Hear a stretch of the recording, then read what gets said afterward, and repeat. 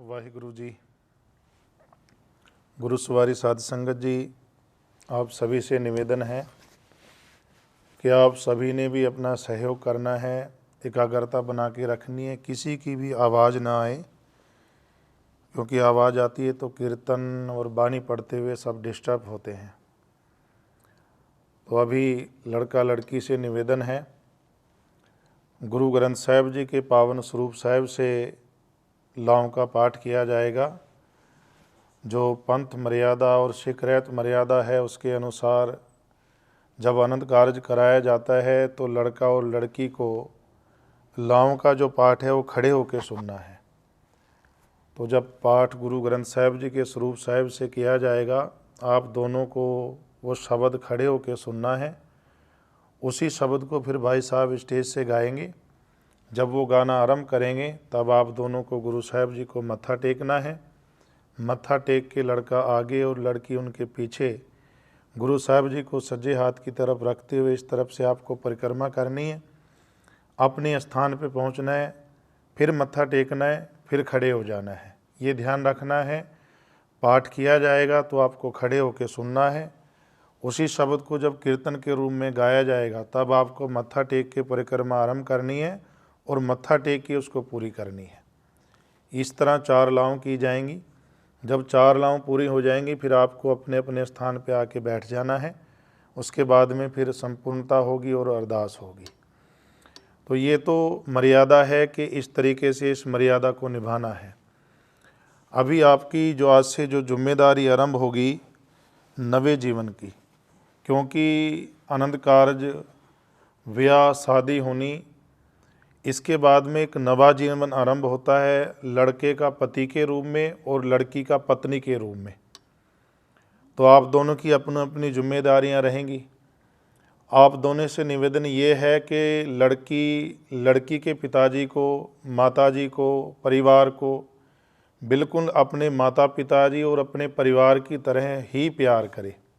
आप अगर दोनों में फ़र्क करेंगी कि वहाँ तो मेरा मायका है, यहाँ मेरी ससुराल है, यहाँ मेरा रहने का तरीका, यहाँ मेरा, वो सब अगर आप करेंगे तो फ़र्क आएगा चीज़ों में।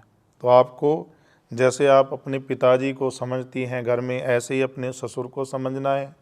जैसे अपनी माँ को प्यार करती हैं ऐसे ही अपनी सास को प्यार करना है। उनकी बात माननी है, उनके कहे अनुसार अपने जीवन को ढालना है। इतना प्यार करना है, इतने अच्छे से अपनी जिम्मेदारी निभानी है कि आपके ससुर परिवार के सभी अपने आपके मायके की भी उस्तत करें और आपके ससुरवाल वाले जो हैं उन सब के मुंह पे सबसे पहले अगर किसी का नाम आए प्यार के नाम पे तो वो आपका आए।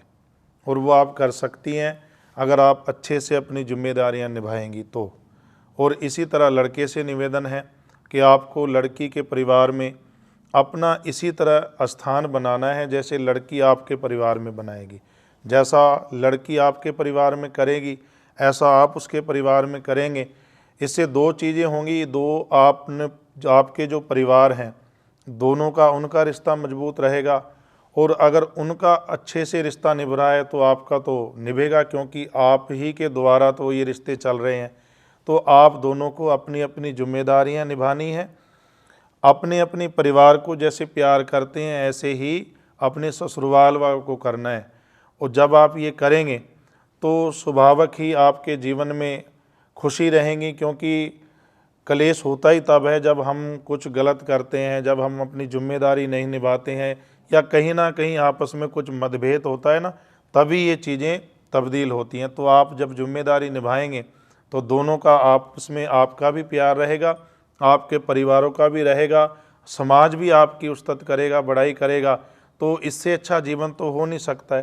तो आज से आपको ये प्रण करना है, ये चीज़ें अपनी ज़िंदगी में लेके आनी है। रोज़ गुरु घर आना है, मत्था टेकना है और 5-10 मिनट बैठ के अगर आप संगत के समय आएँ तो बहुत अच्छी बात है। कीर्तन कथा, गुरु की चरणों में जो अरदास होती है या हुक्मनामा होता है वो सुन के जाएँ। और अगर आप आगे पीछे भी आते हैं तो गुरु के चरणों में 5 मिनट 10 मिनट बैठ के जाएं। गुरु के चरणों में अपनी जो तुम्हारे मन में चल रहा है वो रख के जाएं और अरदास करके जाएं कि हमारी ज़िंदगी में सुख समृद्धि बनी रहे। ये आपको उपदेश है, हुक्म है, पंथ का है, किसी व्यक्ति का नहीं। तो आप इसको कमाएंगे तो ज़िंदगी में खुशियाँ रहेंगी। दूसरी एक जो मैं सभी के साथ में शेयर करता हूँ कि कई बारी परिवारों में कुछ बातें हो जाती हैं तो छोटी बात को हम बहुत बड़ी बना देते हैं। कई तरह के कलेश पैदा हो जाते हैं छोटी छोटी बात पे।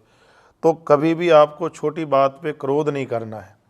कभी लड़के ने कुछ बोल दिया तो लड़की उसको अनसुना कर दे, कभी लड़की ने कुछ बोल दिया तो लड़का उस पर ध्यान ना दे, क्योंकि आप छोटी छोटी बातों को खींचते हैं तो बड़ी हो जाती हैं और कई बार इतनी बड़ी होती हैं कि चीज़ें ख़त्म हो जाती हैं। तो ऐसा नहीं करना। एक केस यहाँ पे आया था, मैं ये तकरीबन हर एक जोड़े को बेनती करता हूँ। उसका कारण है कि जब हम कुछ चीज़ सुनते हैं और विशेष दिन पे सुनते हैं तो हमारे जहन में रहती है, ध्यान में रहती है। एक लड़की रात को जब 8 बजे समाप्ति हो गई उसके बाद में आई और बोलने लगी, वीर जी अरदास करो और गुरु साहब जी का वचन ले लीजिए, अरदास करके फिर गुरु साहब जी का जो वचन होगा मैं उसके हिसाब से कार्य करूँगी। तो मैंने पूछ लिया किस चीज़ की अरदास करनी है, क्या कार्य करना है। तो उस लड़की ने बताया कि मैं अभी अपनी मायके घर आई हुई हूँ, क्योंकि मेरे ससुर घर में मेरी कुछ आपस में अनबन हो गई, तो मेरे ससुर जी बोल रहे हैं कि अब हमको रिश्ता तोड़ना है, रखना नहीं है। तो मैं बड़ा हैरान हुआ, क्योंकि मैं जानता हूँ दोनों परिवारों को, और मेरा ख्याल 4-5 महीने या 2-3 महीने पहले ही वो शादी हुई थी, बड़े खुश थे। पर जब ये लड़की ने ऐसे बताया तो मैं बड़ा हैरान हुआ, 4 महीने में ऐसे।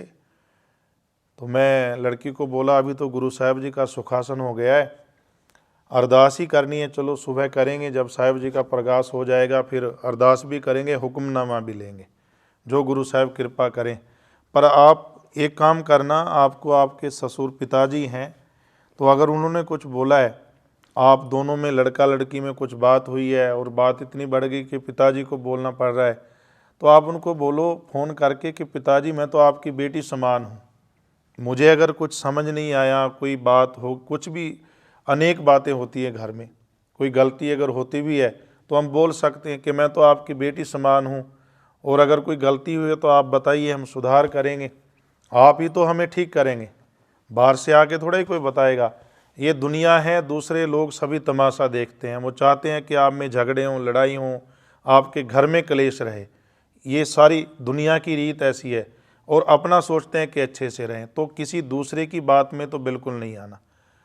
आप एक बार फ़ोन लगाना, उनको बोलना, मेरे कहने से करना, अगर आपका मन नहीं है। तो वो चली गई। कल सुबह जब हुई तो दूसरे दिन 11 बजे के करीब वो लड़का और लड़की दोनों आए, क्योंकि यहीं रहते हैं इसी शहर में, लड़का परिवार भी और लड़की भी। तो वो दोनों साथ में आए और दोनों बड़े खुश आए, मुझे फ़ोन करके बुलाया, तो बोले शुक्राने की अरदास कर दीजिए। फिर मैं पूछा अब क्या हुआ था, तो अब दोनों जने कुछ बोलने को तैयार नहीं, लड़का भी नहीं और लड़की भी नहीं। बोले नहीं कुछ नहीं हुआ था, सब ठीक हो गया, वो ऐसे ही हो गया था। तो कई बारी छोटी छोटी बातें होती हैं और हम उसको ऐसे ही बढ़ा देते हैं दूसरों के कहने से। तो ऐसे कभी नहीं करना। आपकी ज़िंदगी में आज से तब्दीली आएगी, आपको जिम्मेदारी निभानी है, आपको समझदारी दिखानी है, आपको दो परिवारों को लेके चलना है, आपको अपने जीवन को लेके चलना है, आपको अपने भविष्य को देखना है। तो आप सारी चीज़ें सोच के चलेंगे और जैसे जैसे चीज़ें आपको बताई गई हैं ऐसे करेंगे तो कभी तकलीफ़ नहीं आएगी। तो आपको ये ध्यान में रखना है। और सभी संगत से भी निवेदन है कि आप भी इन चीज़ों का ध्यान दिया करो, अपने बच्चों को ये चीज़ें ज़रूर समझाएं कि बेटा अपनी जिम्मेदारी निभानी है। आज के बाद तब्दीली आएगी, बहुत चीज़ें बदलेंगी, उसका मतलब ये नहीं होता कि हम अपनी जिम्मेदारी से भाग लें। तो आप दोनों को ये चीज़ें ध्यान में रखनी है। दोनों को, एक दूसरे के परिवार को, अपने माता पिता को जैसे परिवार को सत्कार करते हो ऐसे एक दूसरे का करना है और अपनी जिम्मेदारी निभानी है। आओ अब लाओं के पाठ के लिए खड़े हो जाओ। जैसे बताया था पाठ होगा, आपको खड़े होकर सुनना है। जब स्टेज से उसको गायन करेंगे तब आपको मत्था टेक के परिक्रमा करनी है। बड़ी सहजता से चलना है, बहुत तेज़ भी नहीं और बहुत धीरे भी नहीं चलना। अपने स्थान पे पहुँचेंगे, फिर मत्था टेकेंगे, फिर दूसरी लाव के लिए खड़े हो जाएंगे। ऐसे ही 4 लाव का पाठ किया जाएगा, कीर्तन किया जाएगा। जब 4 लाव हो जाएंगी फिर आप बैठ जाएंगे। आओ पहली लाव के लिए खड़े होके पाठ को श्रवण करें। वाहिगुरु।